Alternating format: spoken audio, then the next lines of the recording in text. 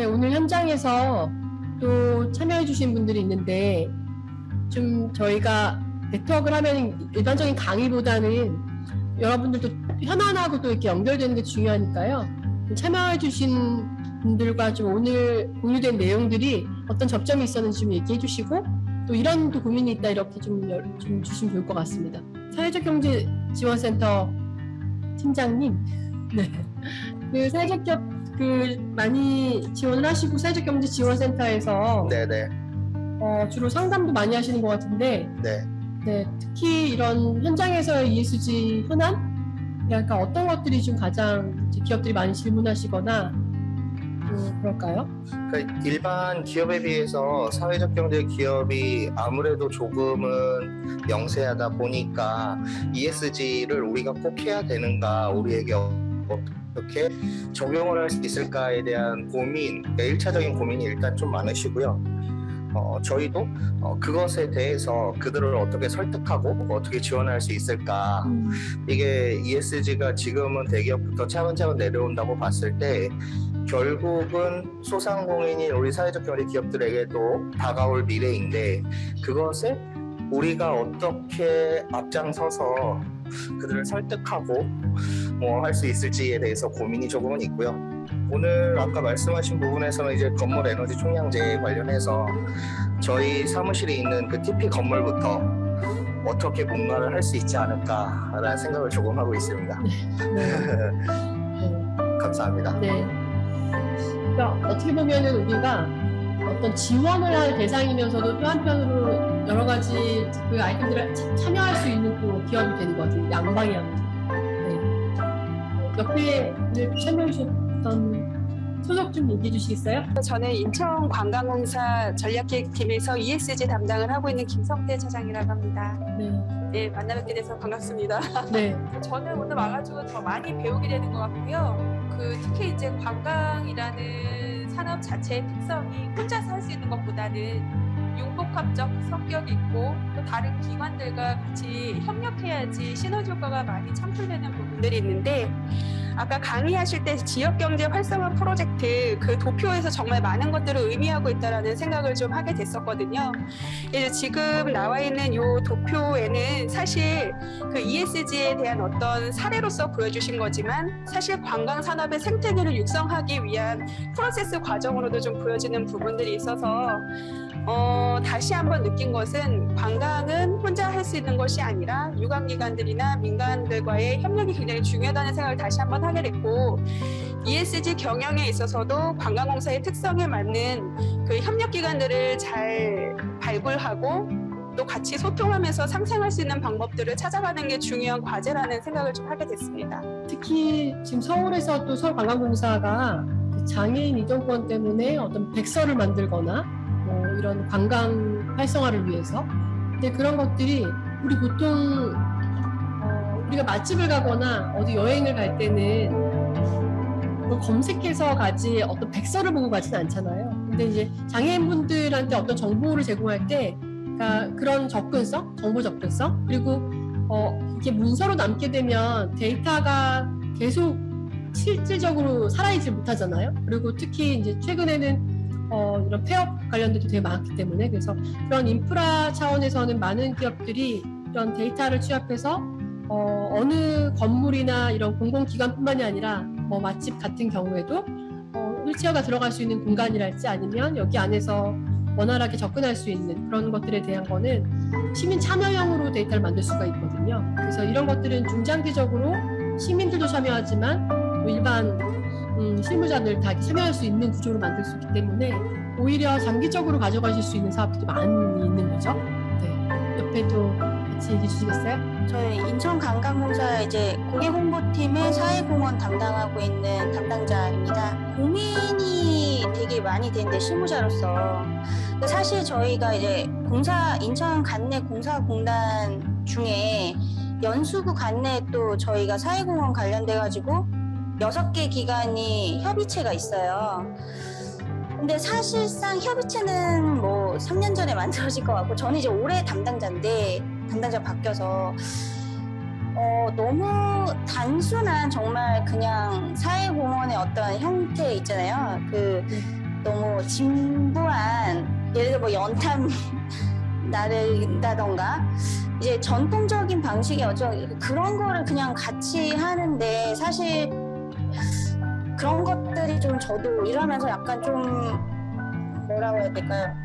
이렇게 계속 가야 되는 건가? 그러니까 공공기관에서 이런 거보다는 좀 더 생산성 있는 거를 좀 해야 되지 않냐라고 했는데 그래서 좀 문제가 제가 고민이 되는 거는 거긴 다 똑같은 공사공단의 입장이기 때문에 누구 하나 나서려고 하는 사람이 없는 거예요. 그래서 단톡방에도 무슨 뭐 얘기를 하면 조용해요. 뭐 하자고 해도 말이 없고요. 그래서 이제 제가 이런 지금 인천사회공헌 네트워크가 작년부터 됐다는데 저는 이제 작년에는 제가 없었고 올해 그래서 저희 공사도 그러면 들어가서 하겠다라고 했는데 이게 여기 사실 저도 그 명단을 몰라서 이 네트워크 안에 있는 민관이 이제 어떤 기업들이 참여하는지를 사실 몰라요. 그래서 오늘 좀 만약에 저도 이제 그 전에 1차 회의 때는 줌으로 해서 사실 누가 누군지도 모르겠고 2차 때 이제 오면은 오프니까 와서 좀 직접 보고 얼굴을 보고 얘기를 하면은 뭔가 같이 할 수 있는 부분들을 좀 논의하는 자리가 있지 않을까라는 생각이 들어서 참여를 했거든요. 그래서 아까 뭐 저희 차장님께서도 말씀하셨지만은 관광은 저희가 사실은 뭐 저희가 영업이익을 낸다던가 이런 기업이 아니라서 어떤 부분에 있어서 저희가 뭐 제품 생산이나 이런 게 없잖아요. 사실 관광 활성화를 해주는 기업이기 때문에 저희가 혼자서 뭔가 하기는 힘들고 그래서 같은 좀 기업들하고 아이디어를 짜서 하고 싶은데 그런 게 좀 이번 이 인천 사회공헌 네트워크에서 좀 같이 이렇게 기회가 돼서 좀 연간 아까 코레이라고 뭐 블랙네버 이런 식으로 하듯이 뭐 저희도 뭔가 이렇게 같이 할 수 있는 접점을 한번 논의해보고 싶다라는 생각이 오늘 좀 들었습니다. 네. 네. 사실은 어떻게 보면 제 분야가 이런 사회보호 네트워크만 공공기관만 하다 보니까 아마 오늘 복지기관들은 조금 접점이 안 잡히시는 부분도 있을 것 같아요. 근데 저희 그 협의체를 구성한다는 것은 단순히 MOU를 하는 게 아닙니다. 그러니까 MOU는 우리가 기본적으로 협약 내용을 정하고 우리가 권고사항으로 어떻게 가자라고 협약을 한 다음에 그냥 발대식하고 거의 모든 사람이 끝나잖아요. 선언적으로 하고. 왜냐면 그거를 운영을 하기 위해서는 추진체가 필요한데 그게 중간 그 지원 조직, 백본이 필요한 거죠. 근데 그러려면 참여하고 있는 모든 협의체의 이해관계가 다 다르죠. 우리가 경영평가를 받고 있는데 거기서 우리가 해야 될 주요 아젠다들이 달라요. 근데 그러면 참여한 기관들이 협업하기 되게 어려운 거죠. 어떤 데는 더 많은 예산을 쓰는 곳이 있고 어떤 데는 인프라만 가지고 있는 정보만 제공하는 곳이 있는데 그러면 실무자가 학습되지 않아도 뭔가 미치는 것 같은 느낌이 들거나 아니면 우리가 더 많이 기여를 하는 거 아닌가 이런 생각들을 하게 돼요. 그래서 주로 협의체를 운영할 때는 앞으로 네트워크에서도 마찬가지지만 이 조각조각들이 다 같은 무게감을 가질 수가 없기 때문에 전체적으로 디자인을 해줘야 되는 아까 그 구조조가 필요한 이유도 우리 지역 현안에 어떤 것을 공동의 아젠다로 가져갈까가 되게 중요해요. 서로 합의가. 근데 그냥 큰 광의에 있어서의 지역경제 활성화는 사실은 너무나 큰 담론이잖아요. 그리고 이것의 해결 과제가 너무 많잖아요. 그렇기 때문에 세부 우리가 생각하는 각 기관이 생각할 때 지역경제 활성화는 이런 거다. 뭐 소상공인들은 매출이 얼마큼 늘어나야 되고 앞으로 우리가 사회적 경제 조직은 우리가 앞으로 이런 제품을 개발할 때 어떤 정보들이 사전에 좀 들어왔으면 좋겠고 우리가 협의 구조에 있었으면 좋겠고 그냥 단순히 우선 구매만 있는 것이 아니라 그리고 장기적으로 우리가 정말 해야 될 것들하고 우리의 공동 아젠다가 다를 수도 있거든요. 그래서 어떻게 조율해야 되는지 그리고 또 구조적으로 실무자가 계속 바뀌잖아요. 담당 업무를 아무리 진행하고 노하우를 전수해줘도 그 담당자의 능력에 따라서 굉장히 또 부침이 많습니다. 그래서 이 협의체 구성이 저는 이렇게 중간에 여러 주체들을 다 아우를 수 있는 기관들. 그래서 어떻게 보면은 이제 그 사회공헌 센터들이 그런 역할을 해줘야 되거든요. 기업의 니즈도 적절하게 잘 알고 또 사회적 경제 조직, 우리 복지 현안도 잘 담아줄 수 있고 관광에 대한 인프라가 많은 그 취약계층들에게 뭐 문화 바우처나 아니면 관광 바우처로도 접근성을 더 증진시키는 것들도 있지만 그 안에서도 복지 현안에서 또 해결해야 될 것들이 있잖아요. 그런 것들이 이제 중요할 것 같고 저는 오늘 또 아까 그 세화복지관에서 올려주셨던 보고서가 있는데 양이 굉장히 많더라고요. 들어가서 다시 보겠지만 관장님이 좀 이렇게 약간 서머리를 해서 우리 지금 참여하시는 복지기관이 많이 있으니까 또 기업들도 아까 말한 것처럼 왜 연탄하고 김장만 하냐 전통적으로 계속 그게 복지 현안에는 그것만 필요하다고 이렇게 거의 통념처럼 돼버린 거죠. 기획하는 사람들이. 근데 그렇지 않죠. 현장에 정말 필요한 것들이 굉장히 세세하게 많은데 그런 것들을 기업이 원하는 언어로 설명해 주는 것도 되게 중요합니다. 그래서 어떻게 보면 서로가 언어가 너무 달라요. 타이밍도 다르고. 그래서 이것들이 네트워크가 공고해지려면 서로가 어떤 애로가 있는지를 잘 말할 수 있는 구조가 돼야 되는데 네트워크가 불편한 구조가 되면 항상 누군가는 돈을 내야 되고 항상 누군가는 기부를 받아야 되는 구조가 되면 네트워크 깨지더라고요. 그런데 시민사회나 복지기관이라고 해서 다 기부만 받는 게 아니고요. 지역의 실질적인 현안을 가장 잘 알고 있는 조직들이거든요. 그래서 저는 좀 시간이 좀 우리가 여유가 있으니까 제가 마이크를 좀 세화복지관에도 좀 돌려서 지금까지 이렇게 학습하신 것들도 좀 공유가 됐으면 좋겠어요. 아마 작년에도 이런 모임을 하신다고 제가 들었기 때문에 조금 약간 좀 시간을 할애해서 조금 설명해 주실 수 있을까요? 김용길 관장님. 사전에 협의가 된 건 아니었지만 뭘 어떻게 설명드려야 좋을지 모르지만 저도 이걸 되게 많이 고민하는 부분이고 아마 현장에서 참여하시는 분들 다 똑같은 고민을 하실 텐데요. 어떻든 지금 저희가 ESG 경영을 저희가 고민하는 관점은 그러니까 코로나 팬데믹 이후에 사회복지 현장이 부득이하게 멈춰지는 상황 속에서 저희가 이제 지속 가능한 실천에 대한 고민들과의 연계성을 가지고 고민했던 거고요. 결국 이러한 여러 가지 요인들을 우리가 능력으로 대처하지 않으면 어떻든 우리 사회복지 현장의 멈춰섬을 우리가 극복할 수 없다라는 생각이 들어서 시작을 했던 거고 취약계층의 실태가 어떻고 어떤 것들을 우리가 서비스를 제공할 수 있을까에 대한 실태 조사를 했던 부분에 대한 보고서고 올해는 실제 비영리 조직, 그러니까 사회복지 조직의 ESG 경영을 어떻게 도입할 것인가에 대한 기초 연구를 하고 있거든요. 그래서 예로 제가 채팅에 올려드린 것처럼 단발성의 어떤 저희가 뭐 후원을 받아서 하는 봉사활동이 아니라 ESG 기업도 이제는 그냥 후원금 얼마 주고 그것들을 우리가 성과다라고 얘기하는 게 ESG 지표는 아니거든요. 결국 어떤 방식으로 어떻게 도와서 무엇을 어떤 영향을 미쳤는가의 과정과 결과를 함께 평가하는 게 ESG 지표이기 때문에 이제는 기업과 함께 파트너십 관점으로 해서 사회공헌을 활동을 해도 얼마의 파일을 가지고 어떤 것들을 우리가 함께 할 것인가를 함께 논의하는 구조가 돼야 된다는 거죠. 그래서 저희도 지금 송도에 있는 대기업과 ESG 관련된 협력 구조를 공식화시킨 건 아니지만 작년부터 해서 사회공헌 프로그램들을 그러니까 어느 정도의 후원 금액들을 먼저 제안을 해주셨고 그리고 그것들을 바탕으로 함께 할 수 있는 실제 그 기업의 역량과 준비된 상태에 따라서 어떤 사업들을 함께 할 수 있는지를 저희가 아이템을 쭉 이렇게 제공해 드리고 그것들을 함께 협력해서 만들어가는 공헌 프로그램들을 지속적으로 하고 있거든요. 그래서 이게 단발성 어떤 공헌 프로그램이 아니라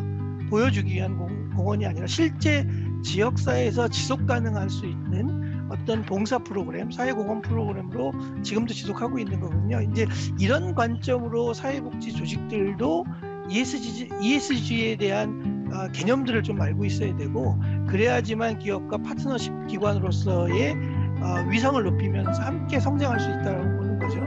그래서 저희도 이제 지금도 저희가 공부하고 있는 중이긴 하지만 이게 이제 실질적으로 기업과 협력 구조, 그러니까 동등한 파트너십으로 그냥 수혜자의 형태가 아니라 함께 할 수 있는 구조라면 ESG에 대한 이해와 적용 그리고 그것들을 가지고 우리가 역으로 제안할 수 있는 준비를 하는 것도 비영리 단체의 몫이 역할이 되지 않을까라는 관점으로 하고 있는 거고, 저희 연구는 아마 9월 중에 보고서가 나올 것 같아요. 그러면 기회가 되면 그때 한번 그 연구 자료를 함께 나누고 또 함께 공유하는 시간을 가지면 좋지 않을까, 이런 조심스러운 생각을 해봅니다. 아, 좋습니다. 사실은 저희가 그동안 해왔던 것들을 해왔기 때문에 하는 것도 상당히 많거든요. 근데 저희가 제주사회복지협의회에서 재원은 제주도개발공사인 삼다수에서 재원을 마련을 했는데, 해마다 한 5억 내지 6억 정도로 사회복지 지원 사업이, 공모 사업이 계속 있습니다. 근데 그 공모 사업 안에는 우리 전통적인 공동모금에서 주로 하는 사업들 있잖아요. 나들이 지원 사업, 아니면 다문화 가정들에게 뭔가 언어를 제공할 수 있는 뭔가 프로그램, 아니면 뭐 소상공인들이 너무나 코로나 때문에 지쳐 있으니까 뭔가 관광상품으로 어디를 가자, 뭐 이런 거. 이런 프로그램, 이게 어떻게 보면 우리가 그동안 해왔던 단순 지원이라고 할 수, 물론 필요한 사업이지만 한편으로는 이 사업은 재원이 끊게 되면 계속 유지할 수가 없는 사업이잖아요. 그러면 후원하는 기업들은 계속 해마다 그 제한적인 대상을 지원하기 위해서 계속 기금을 마련해야 되고, 그 대상은 한도 끝도 없이 계속 많아지겠죠. 그래서 저희가 한 가지 조금 불편한 작업을 한번 했습니다. 그래서 그게 뭐냐면, 지원을 이렇게 선정을 해요. 예를 들어서 뭐 50개 기관이 신청을 했습니다. 근데 그 중에서 저희가 한 뭐 반 정도, 25개 단체들을 선정을 해놓고, 그건 전통적인 방식으로 선정을 했어요. 그런데 그런 분들을 다시 모았어요. 1차 선정된 분들을 다시, 실무자들을 모아서 다시 워크숍을 했어요. 이 사업이 이 예산으로, 삼다수 예산으로 계속 지원이 돼야 될 사업이냐고. 어떻게 보면 되게 불편한 짓이잖아요. 아니, 선정을 했는데 왜 여기서 다시 한번 뒤집는 거지? 대상을 더 늘리려는 건가? 아니면 이 다음에 어떻게 하라는 거지? 근데 저희가 멘토들을 붙여서, 물론 그분들이 다 모든 정보를 다 알지는 않지만, 또 다른 사회적 경제 정보에서는 이런 지원 사업도 있습니다.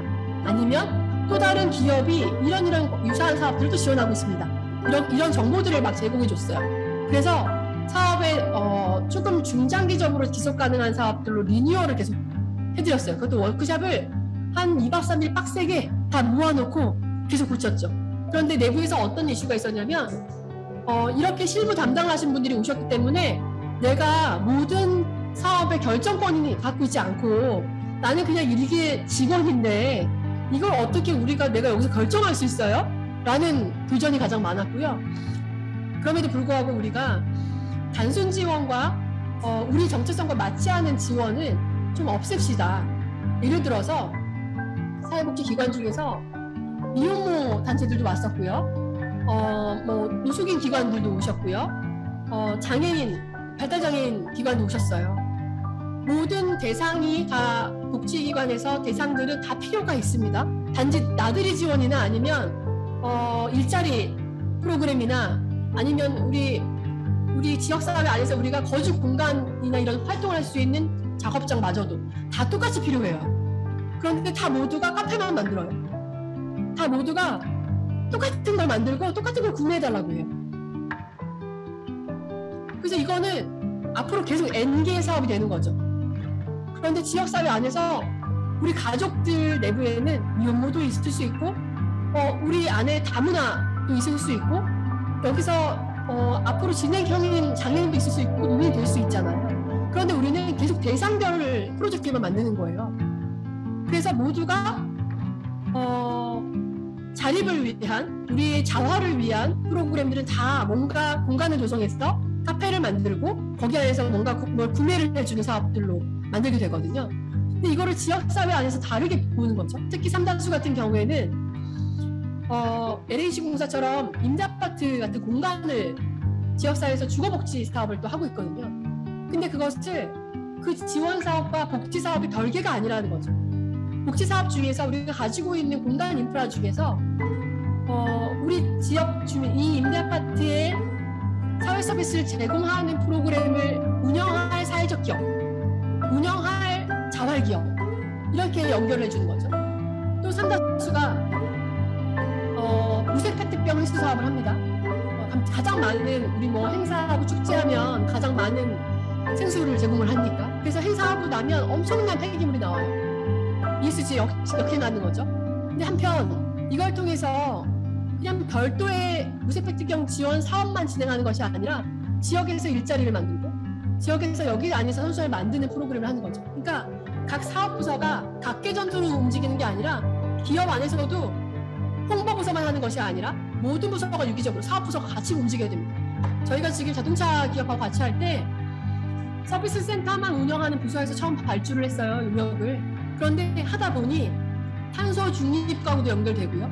그룹 차원에서의 다른 홍보 지점이 만나는 거예요. 지속가능 보고서에도 써야 될 것들이 있고 우리가 2025년 50년까지 해양 폐기물을 재원으로 해서 뭔가 우리가 내외장재를 만들거나 우리의 굿즈를 만들겠다는 뭐 그런 정책들도 있어요. 이런 것들이 그냥 각각 부서에서 아이템을 만들게 되면 한두 끝도 없습니다. 그런데 그래서 우리가 이제 중간 보고를 하면서 각 부서를 다 들어왔어요. 사업 부서를 다 데리고 들어왔어요. 그래서 같이 회의했어요. 그랬더니 정말 다양한 아이디어들이 나오는 거예요. 야, 우리가 장기적으로 태양광 패널을 어디 설치할 건데 그러면 우리가 여기 거점부터 먼저 테스트 해볼 수 있겠다. 그래서 그 실익을 같이 나누자.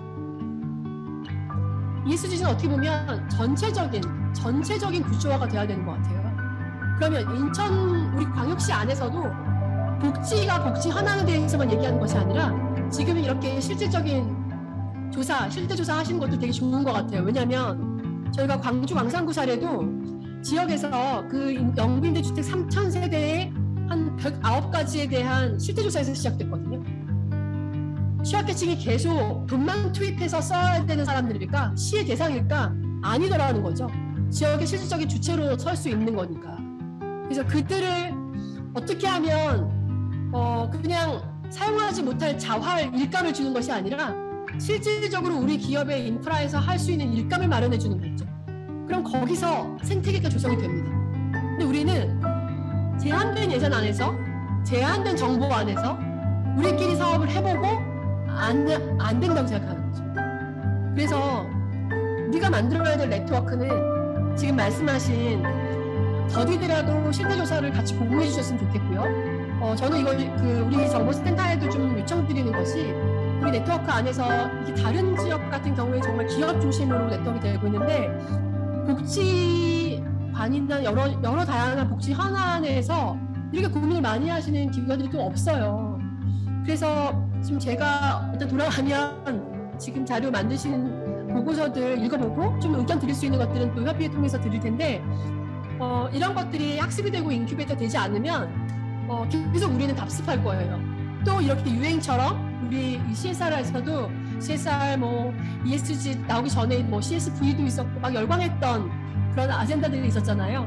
그런 상태로 가지 않았으면 좋겠어요, 이제는. 그리고 정말 지구가 지속 가능하게 되는 것은 저희도 왜 저희 컨설팅 회사인데도 불구하고 종이팩 관련된 걸 하게 되냐면 환경부나 또 이런 플라스틱 업계나 모든 소재 산업에서 현안들을 다 들어보니까 망라해서 들어보니까 이걸 누군가가 해결하지 않으면 정말 쓰레기 더미에 살 것 같은 거예요. 단지 이것이 기업에서 이런 제품을 만들지 않으면 페트병을 활용한 제품을 만들지 않으면 물건이 안 팔리니까가 아니라 정말 앞으로 경제 활동을 못 하는 거죠. 조금 더 민감해져야 되는 거죠. 어떻게 보면 우리가 지금 이런 제가 하는 연구 중에서 이런 식품 업계에 대한 너무 과잉으로 공급하고 또 이것의 폐기는 또 다른 이슈로 생각하는 것들 말고 이것이 전체 정말 선순환이 될 수 있도록 해야 될 것 같습니다. 아마 또 오늘 참여하신 분들 중에서 부장님처럼 이렇게 의견 주실 분들도 있을 것 같은데요. 지금 참여해 주시고 있는 그 러블리 페이퍼에서도 혹시 얘기해 주실 게 있을 것 같은데 많이 또 활동을 하고 계셔가지고 가장 고민스러운 것들 공유 좀 해주시고 또 어떤 계획들이 또 인천에서 벌어지고 있다라고 또 정보도 제공해 주시면 좋을 것 같습니다. 네. 안녕하세요. 저는 이제 인천에서 사회적게 운영하고 있는 러블리 페이퍼의 규진 대표라고 하고요. 저희는 폐지수거 어르신들 하고 함께 업사이클 통해서 환경을 회복하자라는 어떤 미션을 가지고서는 운영한 지 6년 차 되었습니다. 처음에는 어르신들한테 이제 펫박스를 고가로 매입해서 아트 상품을 만들어서 판매를 했고, 현재는 이제 기업 이제 구내식당이나 학교 급식소에서 나오는 쌀포대로 이제 종이 가죽을 만들어서 이런 어떤 이제 에코백이나 뭐 파우치 같은 이런 파우치 같은 상품을 만들어 가지고서는 판매를 하고, 또 기업의 ESG 관점에서 저희는 폐기물을 절감시키고 그들은 저희가 만든 이제 가방을 하나의 프로모션 상품으로 다시 구성해서 판매하는 이런 형태로 이제 협업을 하고 있습니다. 저희가 주로 쌀포대를 받고 있는 곳은 이제 인천시 부평구 관내 학교와 CJ 프레시랑 아까 우리 서 대표님이 말씀하셨던 그런 복지 관점, 노인 일자리 창출과 또 ESG 창출이라는 두 가지 명제를 가지고 협약식을 맺고서는 운영을 하고 있거든요. 이런 부분들은 차근차근 이제 늘려갈 예정이고요. 저희가 인천에서 활동을 하면서 가장 큰 문제는 저희는 돈은 서울에서 버는데 쓰는 건 인천에서 쓰니까 사실 거의 모든 매출처들이 서울에 존재하거든요. 그래서 뭐 여기 같이 하고 있는 스타트업 대표도 있다고 하지만은 그런 고민들을 하실 것 같아요. 인천에 우리는 왜 있어야 하는가? 지리적으로도 나쁘고 네트워크도 안 되고 그리고 이 트렌드적으로도 뒤떨어져 있고, 그런데 우리는 왜 인천에 있어야 하는가? 저는 인천 사람이기 때문에 인천에 있는 건데 안 그런 분들은 뭐 떠날 수도 있겠죠. 그래서 저는 이런 자리가 되게 궁금했어요. 어떤 분들이 과연 오실까? 어떤 네트워크가 이루어질까? 어떤 이야기가 전달되고 공유될까? 그래서 저희가 하는 이야기의 어떤 스토리텔링보다는 인천시 전체에 있는 이런 사회적 경제 조직, 또 사회복지기관, 또 비영리, 사회적 경제 조직 합쳐서 우리가 제3섹터라고 일컬으면 이 제3섹터에 있는 이제 인적 구성원들과 조직 기관들의 좀 긴밀한 협업을 잘 이끌어내기 위한 구성체가 보다 더 이제 밀도 있게 있어야 되지 않을까. 지난번에 뭐 비대면으로 이제 그렇다고 치고 올해는 이제 대면과 비대면으로 이렇게 혼합해서 진행하고 있는데, 그 이에 조금 더 친밀한 관계가 이루어졌으면 좋겠고, 특별히 선례를 좀 남겼으면 좋겠어요. 그 좋은 사례들이 나타나서 이렇게도 크로스오버가 될 수 있구나라는 것들을 하나의 이제 연결점으로 시사를 해야지 많은 분들이 좀 벤치마킹을 할 수 있을 거라 생각이 들거든요.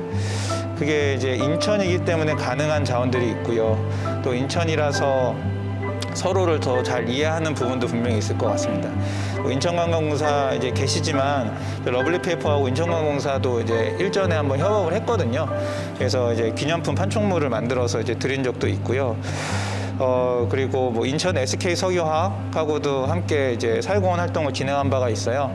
그래서 그 코로나 의료진을 이제 응원하는 그런 아트 캔버스를 만들어서 인천의료원의 코로나 의료진에게 기부한 이제 사례도 있습니다.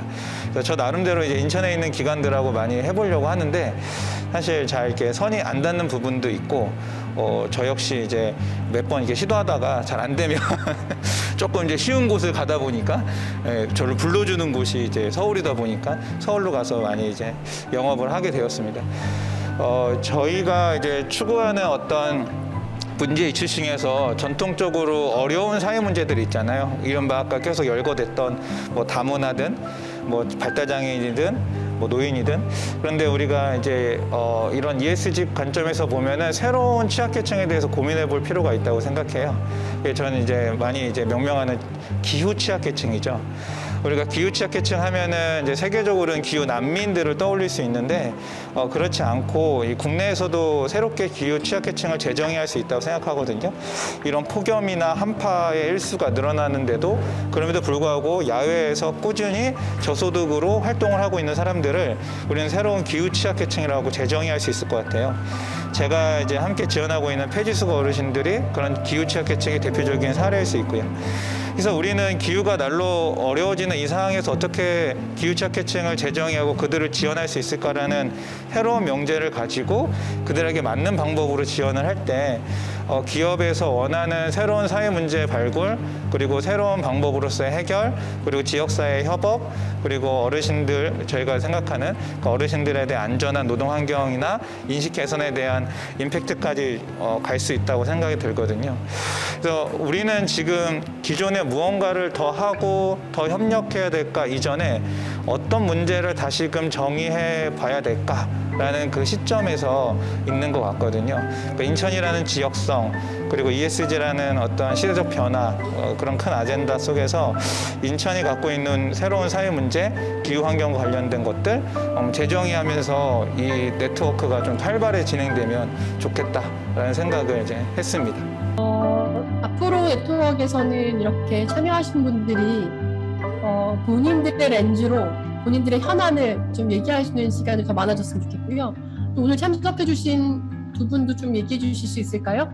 네, 소속도 얘기해 주시고 어떤 고민이 있으신지도 알려주시면 좋을 것 같습니다.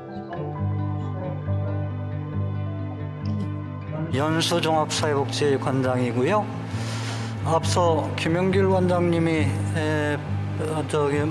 말씀하신 것 중에 그 같은 얘기를 좀 하고 싶긴 했는데 앞부분이 여기 플로에 참여 여기 공간에는 안 들려서 무슨 얘기인지는 잘 몰랐고요.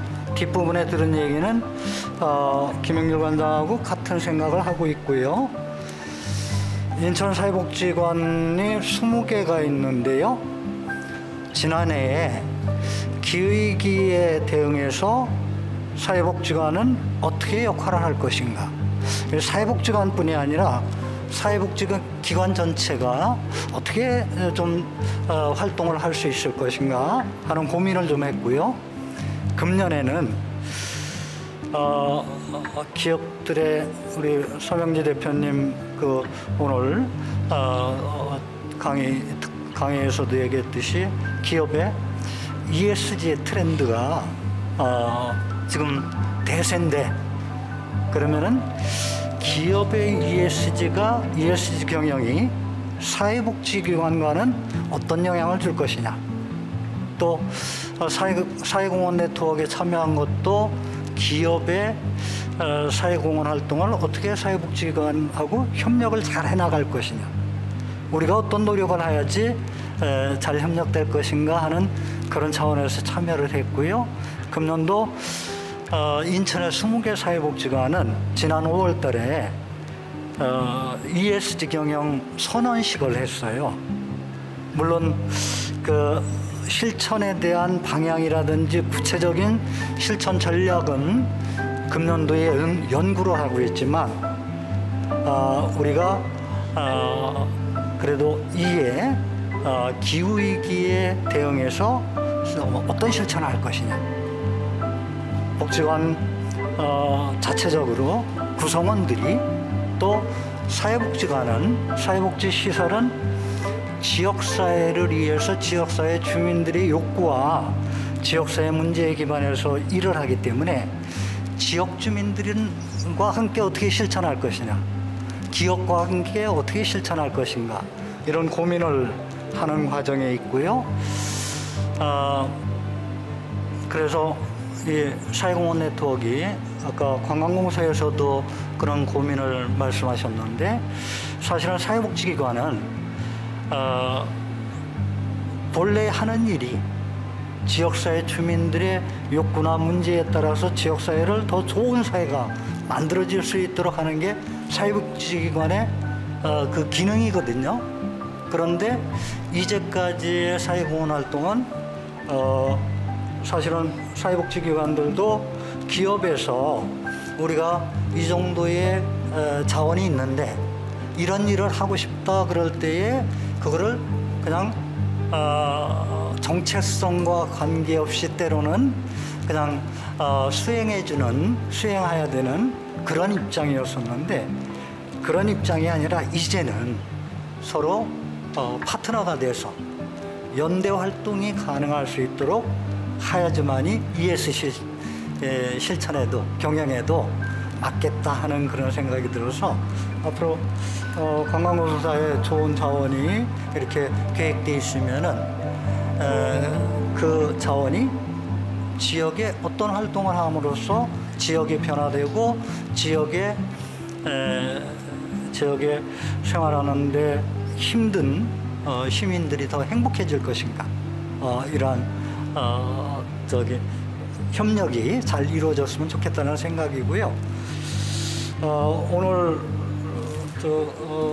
다른 분야에서 말씀하시는 데에 그 사회복지 전통적인 그런 사회복지 활동 이렇게 표현을 하셨는데, 사회복지의 그 머슬로 욕구 단계에 따라서 사람들이 더 행복하게 살려면 가장 기본적으로 생계의 지원이 필요하고, 그게 해결됐을 때 안전이라든지 자아실현이라든지 이런 욕구들을 해결할 수 있는 그런 프로그램들을 실천하는 게 맞다고 보여지고요.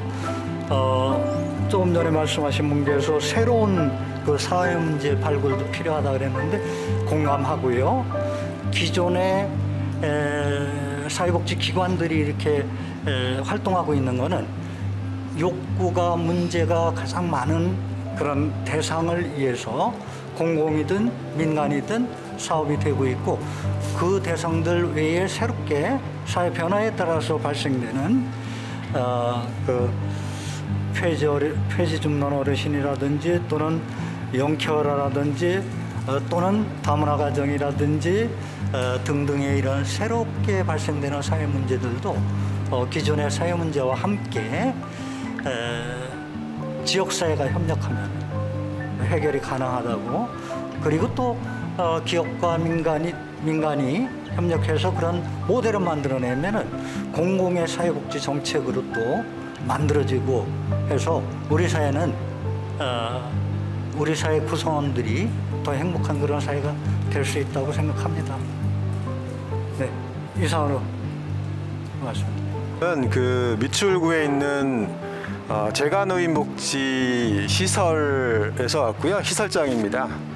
저희 기관에서는 그 흔히 우리가 얘기하는 그 취약노인, 혼자 사시는 어르신들 돌보는 일과 노인 일자리 사업을 하고 있습니다.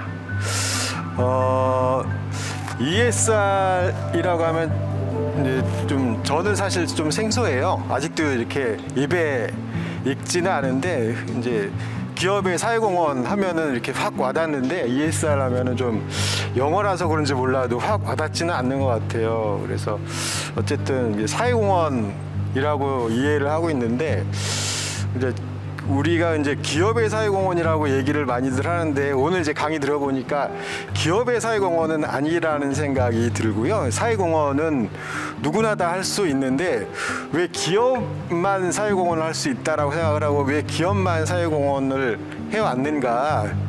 뭐 기업이 조금 재원이 있다고 해서 더 많이 할 수 있고 또 뭐 홍보적인 측면에서 할 수는 있겠지만은 그렇지 않다라는 좀 오늘 강의를 들으면서 생각을 했고, 그런 것 같아요.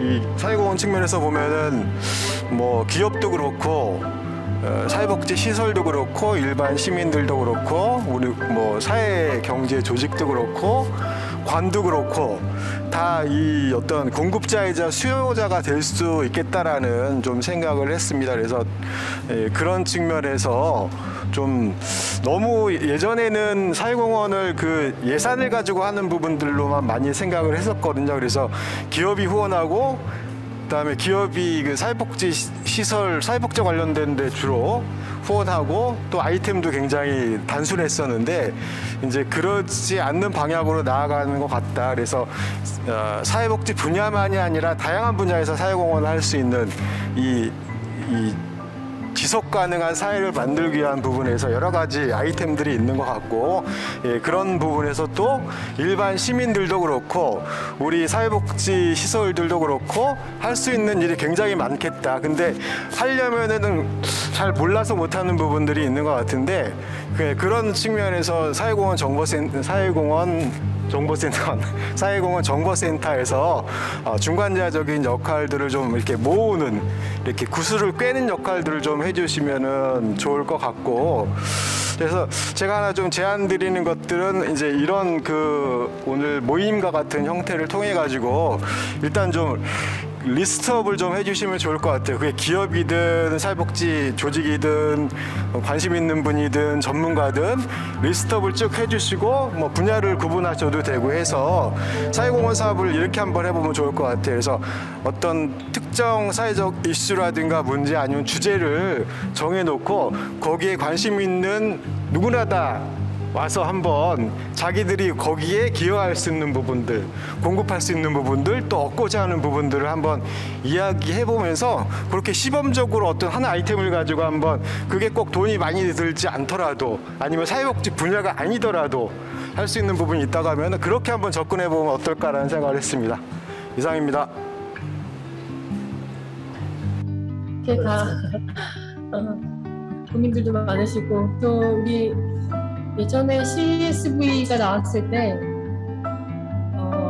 모든 산업을 다 CSV로 공익과시장치를 할 수가 없는데 기업에서 전담 부서 이름을 다 CSV 팀으로 바꾸기도 하고 또 지속가능 경영팀으로 바꾸기도 하고 지금 또 ESG 전담팀으로 바꾸기도 하거든요.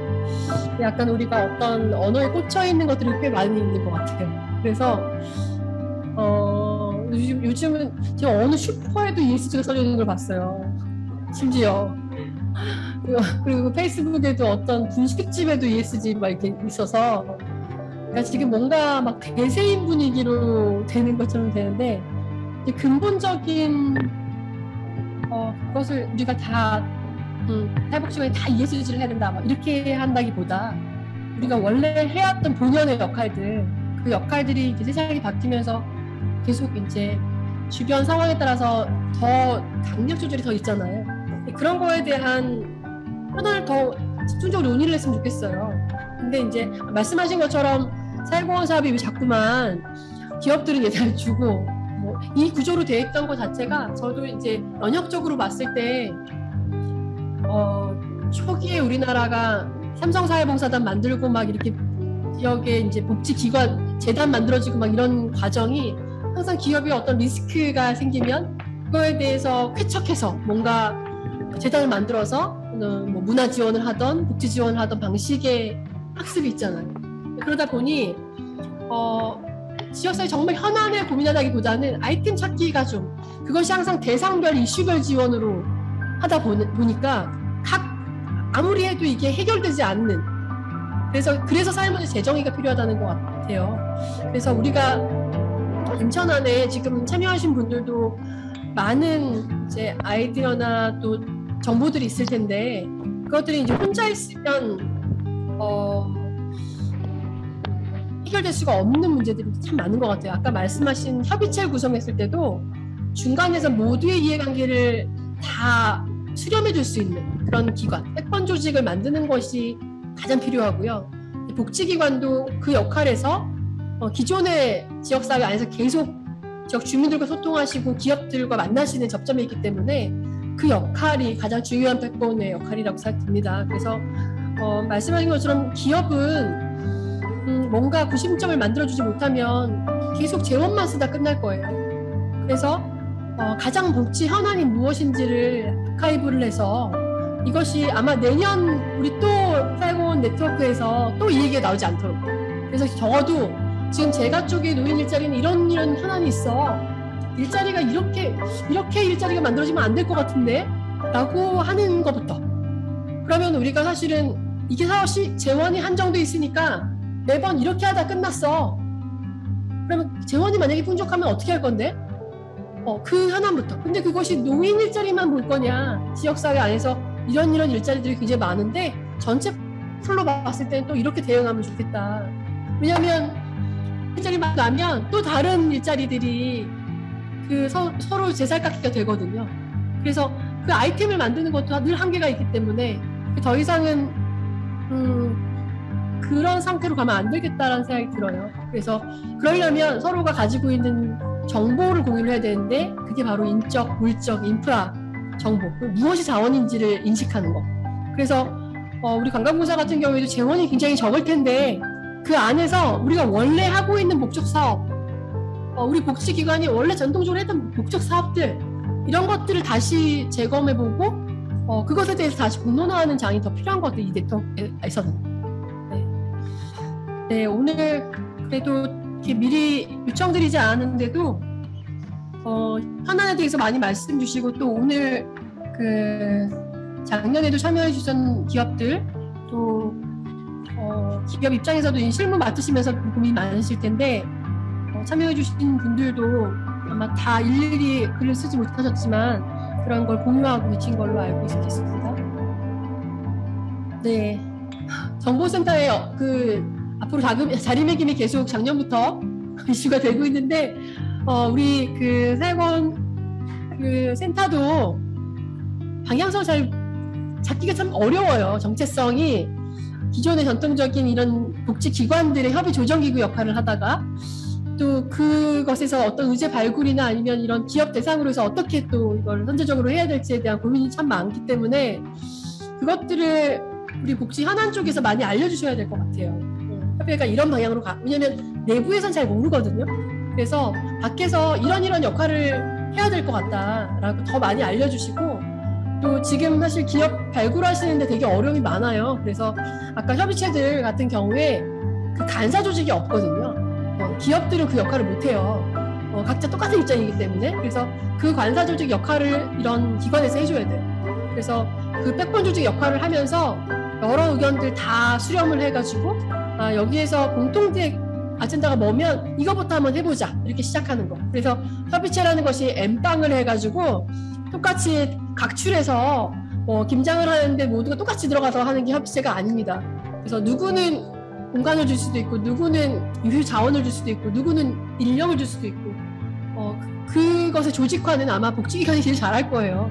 네, 그리고 또 우리 사회적 경제 조직 안에서도 다양하게 그 복지의 사각지대가 또 만들어지고 있잖아요. 그래서 그 사회 서비스 새롭게 만들어지는 영역도 우리 신약 개발도 굉장히 많은 R&D를 하는 것처럼 복지도 계속 그래야 될 것 같아요. 그래서 이 현안이 새롭게 바뀌는 여러 환경에 밀접하게 대응할 수 있도록 그런 과정들이 더 있었으면 좋겠습니다. 참 아쉬운 것이 이렇게 우리가 행사를 하면 뭐 2달에 한 번 뭐 이렇게 끝나게 되면 이렇게 막 뜨거워졌다가도 또 돌아가면 또 생업이 바빠서 또 우선 과제에서 밀려서 하는데 저희 다른 뭐 지역 같은 경우는 단톡방을 같이 운영을 해요. 그래서 뭐 단톡방이 좀 이렇게 불편한 또 소통 창구가 될 수도 있겠지만 계속 지금 공부하셨던 이런 자료들 같이 공유도 하시고 또 우리 관광공사가 하셨던 지속가능 보고서나 이런 것도 같이 공유하시고 또 어떤 여기 지금 학생들 같은 경우에는 각 기관의 이런 ESG 팩트북이나 ESG 보고서 이런 것들도 같이 스터디를 올리고 뭐 이런 과정들을 좀 해서 정보들이 좀 쌓여나갔으면 좋겠다. 그리고 거기서 좀 품이 들어가는 것들은 정보센터에서 주도해서 좀 이렇게 역할을 좀 해주시면 처음부터 어떻게 네트워크가 다 공고해지겠어요? 계속 이렇게 쌓여지고 또 하나 이제 요청드리고 싶은 건 우리가 인천광역시에서도 사회복지 쪽만 담당하지 마시고 기후환경본부나 뭐 이런 뭐 녹색 도시 관련된 곳이나 도시 조성 쪽이나 이런 쪽도 접촉을 하셨으면 좋겠어요.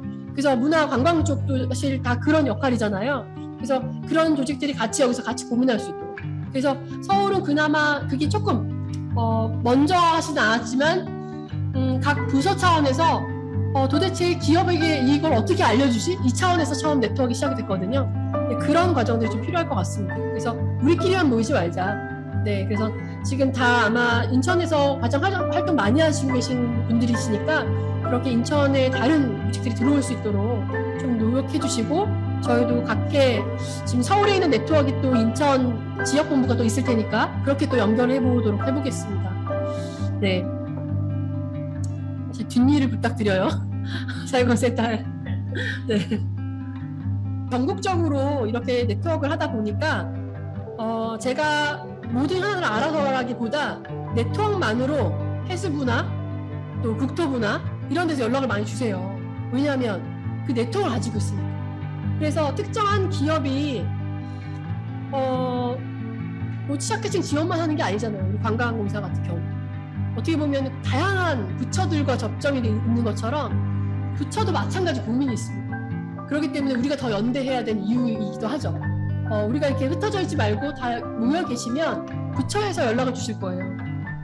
그게 네트워크의 강점입니다. 인천시가 연락을 줄 거고. 이렇게 하다 보니 계속 나고 있거든요. 그래서 계속 정보들이 쌓여야 된다는 게 더 지금의 또 숙제인 것 같습니다.